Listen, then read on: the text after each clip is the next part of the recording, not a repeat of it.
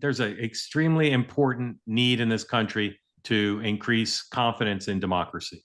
Incredibly important. And particularly after the 2000 election, the Trump elections, where the elections have been close and there have been questions raised about whether the vote was cast and counted correctly.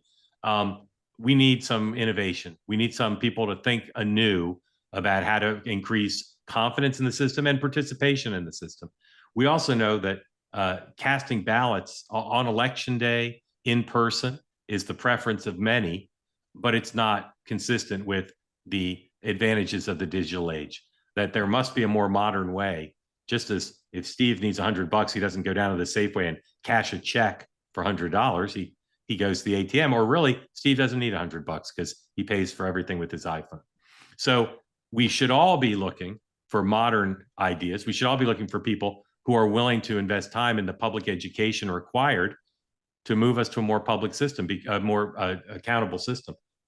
Our next guest is someone who has put his money where his mouth is and his time and bandwidth where his mouth is to try to make voting in this country more rational, more accessible, more secure, and more likely to install in people confidence that voting in this country is being done the right way for democracy, not for any individual or any political party. Joining us now, ladies and gentlemen, Bradley Tusk, longtime successful businessman, successful political operative, and runs a hell of a bookstore too.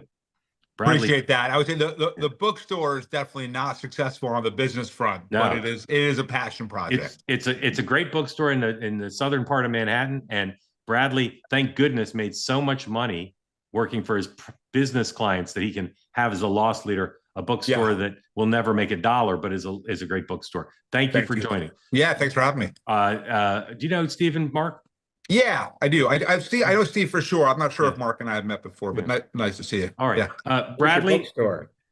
What'd you say? Where's your bookstore? It's on Orchard Street between Houston and Stanton. It's called P&T Knitwear. Yeah. It's a bookstore. It's a podcast studio, amphitheater, and cafe.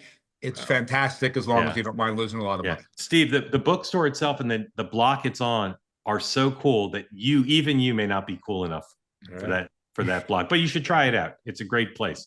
And if you want to do a podcast in Manhattan, no greater place to do it. It is the only free podcast studio that I'm aware of in New York. You just go on our website, pntnetwork.com, and use it. Maybe I'll start doing the show from there. We would love that. We'll get you a regular slot. All right. Thank you. All right. So Bradley's idea, which he's going to explain to you, is to vote on your phone. Yep. And I'll just say the irony and the frustration that I know he feels, but I'll explain it for him, is Bradley's trying to restore confidence in the system. And the biggest challenge he has is people are worried about electronic voting. They're worried about it, no paper ballot, and all the concerns about hacking and about multiple voting and all those things. Bradley's thought through it all. So Bradley, explain what you're trying to do and where you stand in your project, please. Thank you. And thanks for the chance to be here. So look, I don't think anyone either participating or watching this, isn't familiar with the fact that most of our elections, because of gerrymandering, are really determined in primaries. Primary turnout is typically about 10 to 15%, especially in state and local elections. And those voters tend to be the most extreme, the far right, the far left, or special interests who know how to move money and votes in low turnout elections. And as a result, we get effectively one of two types of government, either the chaos and dysfunction of DC or totally one-sided governments, whether that's the state of Texas on the right or the city of San Francisco on the left. And given that Americans actually do agree on most things, there's probably 70% of us that can agree on a reasonable solution to guns or climate or immigration or education or healthcare or whatever it might be, we have the opportunity to get stuff done, but we don't actually do it because the only people who vote are at the extremes, and those people dictate what elected officials do. And as a result, we have this sort of falling apart dysfunctional democracy. But we don't have to. So I ran a lot of the campaigns to legalize Uber and ride sharing all over the US over a decade ago now.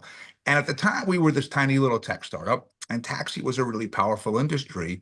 But the way that we beat them is that we were able to make it possible for our customers through the app to tell their elected officials, hey, I like this Uber thing, please leave it alone. and millions of people did, and we won in every single jurisdiction in the country. And at some point, I started thinking, like, well, why can't they vote like this? And so that's what led to the Mobile Voting Project. The first thing we did was test the hypothesis. So out of my foundation, this is totally philanthropic, by the way, we paid for elections in 7 different states where either deployed military or people with disabilities were able to vote in real elections on their phones. Not surprisingly, you make something a lot easier. You put it on someone's phone, more people do it. Next step was to build technology that could be used securely at scale. So we're at the very tail end of that right now. I'll quickly walk you through how it works. I think that's important, which is, so let's just use me as an example. I'm sitting here in Manhattan. I'd go on the App Store. I would download the New York City Board of Elections app. And the first thing that they would do is say, okay, is Bradley really a registered voter here in New York City? Put in my address, fine.